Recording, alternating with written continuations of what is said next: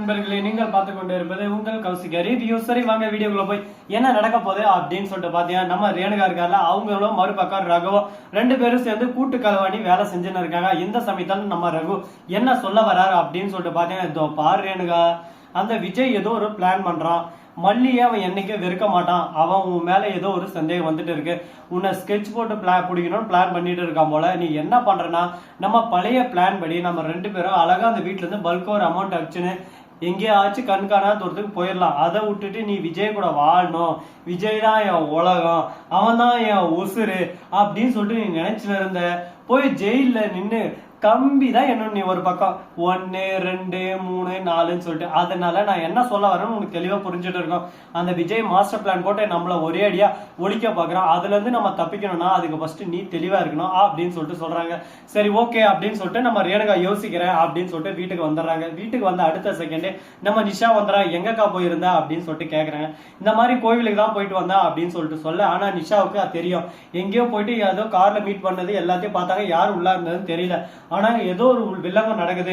ஒருவேளை அந்த மல்லி சொல்ற மாதிரி உண்மையாவே வேற யாரனா இருப்பாளோ, நம்மளோட கம்பெனியோட சீக்ரெட் எல்லாமே இவதான் வெளியே அனுப்புவாளோ அப்படின்னு சொல்லிட்டு நம்ம நிஷாக் சந்தேகம் வந்து இதை வந்து நம்ம கதிரியாசன் கிட்ட சொல்றாங்க. கதிரியாசன் என்னமா பேசுற, இந்த வீட்டோட குல விளக்கு குத்து விளக்கு அவ்வளவா சந்தேகப்படுற, அவ அந்த மாதிரி வேலை செய்யறதுக்கு வாய்ப்பே இல்லை.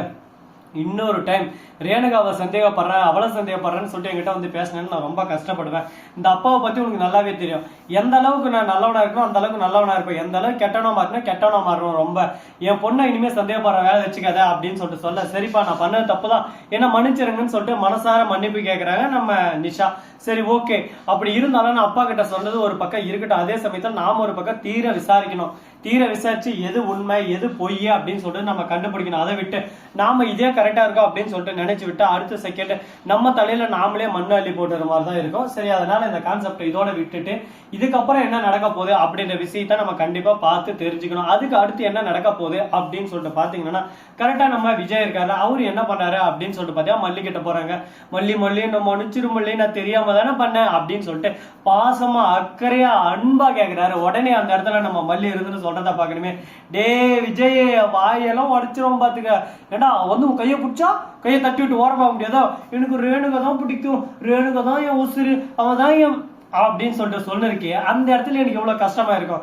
ஐயோ மல்லிங்க இருக்காளே, இந்த சமயத்தை நம்ம இப்படி பேசலாமா, நம்ம பேசுனது தப்பு தானே அப்படின்னு சொல்லிட்டு ஒரு செகண்ட் ஒரு துளி நேரம் நீ யோசிச்சுக்க மாட்டேன். அதெல்லாம் நல்லா தெரியும், நீ யோசிச்சிருக்கவே மாட்டேன். யோசிக்காம நீ பண்ற விஷயம் பாத்தியா இப்ப எவ்வளவு பெரிய பின்விளைவை வந்து நமக்கு தந்திருக்குன்னு சொல்லிட்டு. அதனாலதான் சொல்றது, எந்த ஒரு விஷயம் செய்யறதுக்கு முன்னாடியும் சிந்திச்சு தீர விசாரிச்சு அதுக்கப்புறம் எந்த ஒரு விஷயம் செஞ்சா அது ஓகே. நீ உன் பாட்டுக்கு நீ ஒரு ஆர்வத்துல செஞ்சுட்ட. இந்த சமயத்துல வருத்தம் படுறது யாரு? நான் தானே. நான் என்ன வருத்தப்படுறேன் உனக்கே நல்லா தெரியும். ஐயோ நம்ம விஜய் நம்ம மேல பாசமா இருந்தாரே, உசுரா இருந்தாரே, அவர் வந்து நாங்க போயிட்டாரே அப்படின்னு சொல்லிட்டு கஷ்டமா இருக்குமா இருக்காதா? இதே உங்க முன்னாடி நான் பண்ணியிருந்தா உங்களுக்கு கஷ்டமா இருந்திருக்காதா அப்படின்னு சொல்லிட்டு கேட்டேன். மல்லி எல்லாம் நமக்குள்ள ஒரு அண்டர்ஸ்டாண்டிங் தான் மல்லியா அப்படின்னு சொல்லிட்டு மல்லியை பிடிக்க ஓட, மல்லி இருந்து அப்படியே சும்மா துள்ளி குதிச்ச மாடு மாதிரி துள்ளி துள்ளி வந்தீங்க அப்படின்னு சொல்லிட்டு துள்ளி துள்ளி துள்ளி ஓடுறாங்க. விஜய் அப்படியே சும்மா ஒரு சுரவலி கிளம்பியது அப்படின்னு சொல்லிட்டு குட்டு குட்டு குட்டு குட்டு குட்டுன்னு ஓட ஆரம்பிக்கிறாரு. யோ விஜய், நீ ஓடுற வேகத்தை பார்த்தா வெறி கொண்டு இருக்கிறியாமா மாப்பிள்ள, ஏன் இந்த அளவுக்கு ஒரு பக்கம் வெறி கொண்டு இருக்க? பொறுமை கடலினும் பெரிது, பொறுத்தார் பூமி ஆழ்வார், பொறுக்காதவர் ஒரு அளவே ஆள மாட்டார். அதனால நீ எந்த அளவுக்கு பொறுத்து போறியோ அந்த அளவுக்கு வாழ்க்கை ஜம்முன்னு கும்முன்னு இருக்கேன் அப்படின்ற விஷயத்த நம்ம ஒரு பக்கம் தெளிவா சொல்லிருந்தோங்க. சரி, இந்த மாதிரி எல்லாம் ஒரு பக்கம் போயிட்டு இருந்தாலும் அதே சமயத்துல நம்ம வெண்பா வராங்க. வெண்பா வந்து, என்ன மல்லியம்மா, என்ன டாடா ஒரு சந்தோஷமா இருக்கீங்க போல, நானும் முட்டலாட்டி வட்ட வேணாவா அப்படின்னு சொல்லிட்டு கேட்க, கண்டிப்பா வாமா, உனக்கு இல்லாத உரிமையா, உனக்கு இல்லாத வரமா, நீதாமா அந்த வீட்டோட குத்து விளக்கு, குத்து விளக்கே வாமா, குத்து விளக்கே வா அப்படின்னு சொல்லிட்டு கூப்பிடுறாங்க. அதை பார்க்கும்போது சந்தோஷமா தான் இருக்கு. சரி, இந்த மாதிரி எல்லாம் ஒரு பக்கம் போயிட்டு இருக்க. மறுபக்கம் என்ன நடக்க போகுது அப்படின்னு சொல்லிட்டு பாத்தீங்கன்னா, நம்ம தலைவன் கதிரேசன் இருக்காருல்ல, அவரு என்ன பண்றாரு அப்படின்னு சொல்லிட்டு பாத்தீங்கன்னா, விஜய் கால் பண்ணி, என்ன விஜய் எல்லாம் சொல்லிட்டு போனா, எல்லாம் எனக்கு கனவு மாதிரியே இருக்கு, நீ சொன்னதெல்லாம் உண்மையே வா, என் பொண்ணு கூட சேர்ந்து வாழ்றேன், அந்த மல்லிக்கு ஏதோ ஒன்று செட்மெண்ட் பண்ணிடலாமா அப்படின்னு சொல்லிட்டு கேட்கறேன். கண்டிப்பா மாமா, நான் ஒரு டைம் சொல்லிட்டேன் 100 டைம் சொன்ன மாதிரி அவளை செட்மெண்ட் பண்ணிட்டு அவளை ஃபர்ஸ்ட் இந்த வீட்டை விட்டு அனுப்பிச்சிடலாம். அவ பாட்டுக்கு அவன் வாழ்க்கை போய் பார்த்துட்டு போறான், நம்ம பாட்டுக்கு நம்ம வாழ்க்கையை பார்த்து நாம சந்தோஷமா இருக்கணும். அதை விட்டு தேவையில்லாம அவளா ஒரு பக்கம் இங்க வச்சுக்கிட்டு அவளால நம்ம வாழ்க்கை கிடக்கூடாது இல்லாமா அப்படின்னு சொல்லிட்டு சொல்ல, ஐயோ ஐயோ ஐயோ மாப்பிள்ள, இந்த அளவுக்கு நீ மாறுன்னு எதிர்பார்க்கலையா மாப்பிள்ள அப்படின்னு சொல்லிட்டு சொன்னிருக்கா. போயிட்டு இந்த விஷயத்தெல்லாம் ரேணுகா வந்து நம்ம ராஜேஸ்வரி கிட்ட சொல்றாங்க. ராஜேஸ்வரி இதெல்லாம் கேட்டு சைலண்டா இருக்காங்க. நீ சொல்றது எல்லாமே ஓகே தான், ஆனா விஜய் அப்படியேப்பட்ட ஆள் இல்ல, வள்ளியை எக்காரணத்து கொண்டு விட்டு தர மாட்டான்.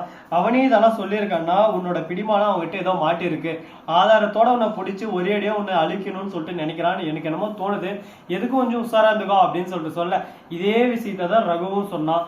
அப்ப ரெண்டு பேரும் ஒன்னே தான் சொல்றாங்க, விஜய் ஆனா இது வரைக்கும் மாறல, திடீர்னு மாறுறாருன்னா அதுல ஏதோ ஒரு உள்கூத்து இருக்கு, நம்ம வெண்பா கால சுடு வச்சுனாலையோ அப்படின்னு சொல்லிட்டு யோசிச்சுன்னு இருக்காப்புல. ஆனா யோசிச்சு யோசிச்சு யோசிச்சு ஒரு பக்கம் மண்டையெல்லாம் அப்படியே சும்மா கிருன்னு சுத்துது, ஒரு பக்கம் எதுதான் உண்மை எதுதான் பொய்ன்னு சொல்லிட்டு தெரியல அப்படின்னு சொல்லிட்டு குழப்பத்துலதான் சுத்தின்னு இருக்காங்க. ஆனா குழப்பத்துல பிறந்தவனே இதுக்கு மேல என்னடா உனக்கு கிளாரிபிகேஷன் வேணும், இதுதான்டா உண்மை, இதுதான் நடந்தது, இப்படிதான் நடக்கும், அது எல்லாருக்கும் தெரிஞ்ச நியதி தானே, அது ஏன்டா உனக்கு தெரியல அப்படின்னு சொல்லிட்டு நாம கேட்டா ஆமா தெரியல, என்ன பண்ணலாம் எது பண்ணலாம் சொல்லு சொல்லு சொல்லு கட்டுப்பாவதுன்னு ஒரு பக்கம். நீ பேசுறதெல்லாம் பார்த்தா இரிட்டேட் தான் ஆகுது, என்ன பண்றது, எல்லாத்தையும் ஒரு பக்கம் கேட்டுட்டு சகிச்சுக்கிட்டு சரி ஓகே இப்படியும் போடுவோம் அப்படியும் போவோம், வாழ்க்கைன்னா ஏற்ற தாழ்வு எல்லாமே இருக்கும், எல்லாத்தையும் ஏத்துக்கிட்டு சகிச்சுக்கிட்டு தான் இருக்கணும் அப்படின்ற விஷயத்த அவங்க புரிஞ்சுக்கிட்டு இருக்காங்க. ஸோ நம்ம இந்த வீடியோ பிடிச்சிருந்தா லைக் பண்ணுங்க, கமெண்ட் பண்ணுங்க, ஷேர் பண்ணுங்க, டிண்டிங் பெல்ல தட்டி விட்டு போங்க, அப்பதான் நான் போற அடுத்த வீடியோ உங்களுக்கு உடனுக்குடன் நோட்டிபிகேஷன்ல வந்து கொண்டே இருக்கும். மிக்க நன்றி, தேங்க்ஸ் ஃபார் வாட்சிங், டாடா, see you, நன்றி, வணக்கம், வந்து நம்பருக்கு தருக.